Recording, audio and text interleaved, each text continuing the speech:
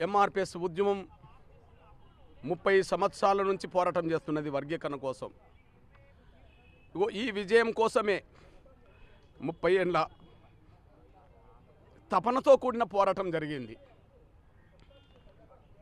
ఒక జాతికి జరిగిన అన్యాయాన్ని సరిదిద్దడం కోసం జరిగిన పోరాటంలో, జాతిని గెలిపించుకోవడం కోసం జరిగిన పోరాటంలో ఎంతోమంది ఎంఆర్పిఎస్ నేతలు తమ ప్రాణాలను కోల్పోయారు.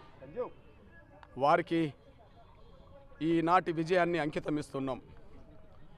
30 ఏళ్ళుగా అలుపెరగని పోరాటం చేస్తూ వచ్చిన, కష్టాలు వచ్చినా, బాధలు వచ్చినా, దెబ్బలు తగిలినా, జైలు పాలైనా, నిందలు పడ్డా, ఎన్ని రకాలుగా అవాంతరాలు అడ్డంకులు ఎదురైనా మొక్కవోని దీక్షతో, అకటింత పట్టుదలతో 30 ఏళ్ళుగా ఉద్యమాన్ని ముందుకు నడిపించిన ఎంఆర్పిఎస్ మాదిగ బిడ్డలందరికీ ఈ విజయాన్ని అంకితం ఇస్తున్నాం.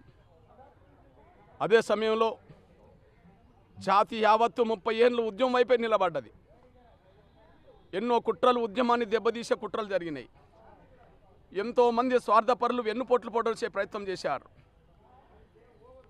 స్వార్థపరులైన పలుకుబడి వాళ్ళు అడ్డంకులు కల్పించే ప్రయత్నం చేశారు.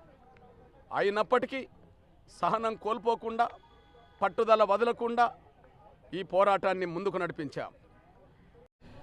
షెడ్యూల్ కులాల వర్గీకరణ ఉమ్మడి ఆంధ్రప్రదేశ్ చేసిందే ఆంధ్రప్రదేశ్ ముఖ్యమంత్రిగా ఉన్నప్పుడు చంద్రబాబు నాయుడు గారు.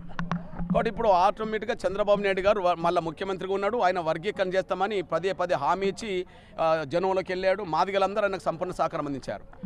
వర్గీకరణ మళ్ళా సుప్రీంకోర్టు అనుకూలమైన తీర్పిచ్చిన సమయంలో చంద్రబాబు నాయుడు గారు ముఖ్యమంత్రిగా ఉండడం అనేది మా జాతికి భవిష్యత్తుకు ఉపయోగపడుతుంది. రేపు వర్గీకరణ జరుగుతుంది. ఆ స్థానంలో మరొక్కరు కనుక ఉంటే మా వర్గీకరణ జరిగేది కాదు. సుప్రీంకోర్టు తీర్పు ఇచ్చినా కూడా దానికి ఏదో సాకులు చెప్పి కొంత అడ్డంకులు కల్పించడానికి ప్రయత్నం చేసేవాళ్ళు. ఇక్కడ చంద్రబాబు నాయుడు గారు ఉండడం వల్ల ఆ వర్గీకరణ అమలు జరుగుతుంది ఆంధ్రప్రదేశ్లో.